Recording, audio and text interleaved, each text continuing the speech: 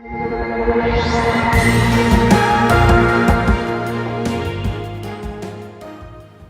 it's Patrick Boo again. This is part 2 of the cybersecurity presentation. And if you haven't watched part 1 that covered the basic philosophy and methodologies of protecting a system, just find the link in the description under this video. So let's move on with part 2, and that's covering how to implement cybersecurity at a facility, a large corporation or even a smaller one. The story and the slides are from one of our large customers that we co-presented this with at an event recently. So, the first thing, implementation strategy, challenges. It is truly like balancing on the chairs like this, because you need to balance the management needs, the security needs, the safety needs, regulatory needs, and the site ability to deliver. You want to do so much, you're forced to do so much, but you may not have the people for it. So we're going to try to go through how to approach this and to implement cybersecurity at a facility or a corporation. So, corporate versus site. Imagine now this is a large corporation and you have to adapt it to a smaller one. But the corporate, they're sitting there and say, IT have solved this, we need to do it the same way. Or we don't want to have new stuff when we already have things that work. We want to save money. We want to align the strategy with IT. The IT solution works super good here. They should work just as fine on the site. We want to use the modern IT solution like intrusion detection system, antivirus, whitelisting, who knows. Corporate, of course, deals with a massive number of vendors. It may not just be everything comes from one vendor. They need to have all these things balanced. And they don't mean any bad with this. They just really want to drive this because they have the regulatory or the safety or something else driving them. From the site part of this, they have the OT view on it. They may not really want to work with IT because that didn't work really well in the past. They really want to own this because the control system is their stuff. It's not IT. They live in a world that if something breaks, you fix it right then, or you shouldn't even break. When you call IT, what happens? We'll be there on Monday, don't worry. You cannot have a stop that's all over the weekend. You need to work on it. If something happened Friday night, you stay until it's fixed. Trust issues. They don't really trust IT, they don't trust the corporate levels, and so on. Time constraints. The site people, they work hard. They work at least their full week, often more, to make the production running. They don't want to have more responsibility about cybersecurity. They don't have the time and effort to do one more thing with probably less people than they have even 5 years ago.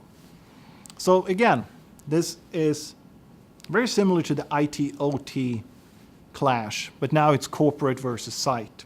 So how do we address this? We address it by closing the gap. So we have the corporate direction and the standards on one side, and we have the site on the other side. So how do we address that gap? Start with choosing leaders. Pick someone in the corporate leadership sphere that is really well known and respected, that knows a little bit about control system, knows a bit computers, want to learn something new, expresses ideas clearly, and also knows cybersecurity or is very, very, very willing to learn. And, almost most important, knows the process control working parameters, are familiar with or have previously worked on site with the actual maintenance on the control system. Then you need to choose a site leader. A site leader needs to be a person that can handle multiple tasks. Cybersecurity is not going to be a full-time job, so you need to do context switching. It's important that the site leader has access to the leadership on site or even corporate, and of course knows the process control systems. So you need one from the corporate side that is respected down on the site, and someone on site that actually is accepted and respected in the corporate world. It makes it much, much easier. So by doing that, we have started to close the gap. We still have a bit to go though. So the next step is site activity. Start a project. Make sure that the resources are there, that corporate level have let money, time, and resources go into this project. Because you need to somehow visit the site, outline the gaps. What are we missing? Do we have antivirus in place? No, we don't. Why don't we have that? Okay. Do we have this? What happens when something breaks? We look at these basic things that we talked about in session 1, in part 1 of this presentation. Develop a plan with the OT, the site folks, and the IT. Work together with them. Use some kind of methodology to track the project. Provide services as needed, meaning that if the site needs help, the corporate leader should help fixing someone, hire someone, a contractor, or help from some other company maybe, to help out with this for a short while. This particular customer that we presented with, they worked for a good number of months to map out all the gaps and where the weaknesses were on different sites and helping with a plan to close the gaps. So they basically said, let's see what we have. How do we address it? And now we're going to go to work. And they did things. So they started with this activity, the site project. This is not a do it once and forget it. This is you plan, you do, you check, you act, you plan. You go around and around. You must keep on top of this because the threatscape will change. You cannot just patch it now and think it's fine forever. You need to patch with a certain frequency. Need to follow the standards. The standards change. You need to be on top of that. You need to be staying current with the corporate cybersecurity and best practices, read magazine, books, attend conventions, and so on. So when you've done all that, you have closed the gap a little bit more. Anybody can see that we have one thing left, and that would be completing the picture. Here is now to make sure that all the things that's been done so far, and that's quite a bit of work. This could take anywhere from a few weeks to maybe half a year or longer, depending on the site, size of the site, and what one finds. But now you need to keep this going. So we need to leverage the solutions. And if we have many sites in the company, you need to share best practices. Oh, we did it this way and that was much more effective. That need to be documented and shared with others.